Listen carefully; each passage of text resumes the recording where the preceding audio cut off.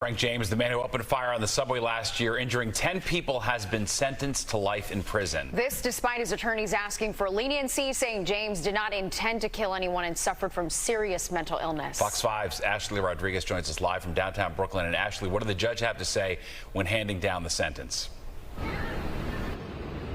Well, he reminded us all that this was a terrifying moment in New York City's history. Not only was this a well-planned out attack, but this happened during morning rush hour and in a train where people are trapped. It was like shooting fish in a barrel, and the judge called it an act of raw evil. What he did was terribly wrong. You know, he didn't just hurt the people on the train. He hurt the people in this great city.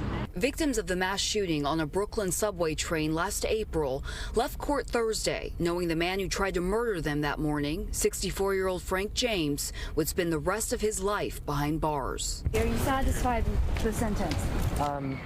Yes. This victim looked James in the face, reminding the shooter in court James had greeted him and the other unsuspecting passengers that morning, warning them there was water in the seats near him and encouraging them to sit at the other end of the train. That way, they would be easier to shoot.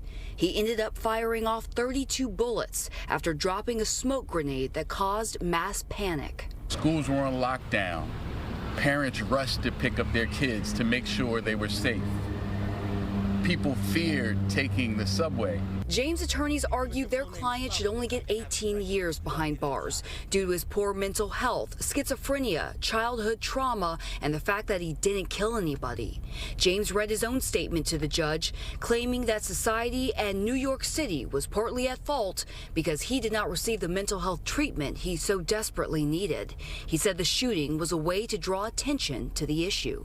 I forgave him because he just needs the help. Mental health does not give you a license to do a terroristic act as he did. James was charged with 10 counts of terrorism on public transportation. Judge William F. Kuntz II sentenced him to 10 concurrent life sentences for each one of the victims, who received not only physical injury, but crippling mental injury, anxiety, PTSD, and panic attacks that stays with them to this day.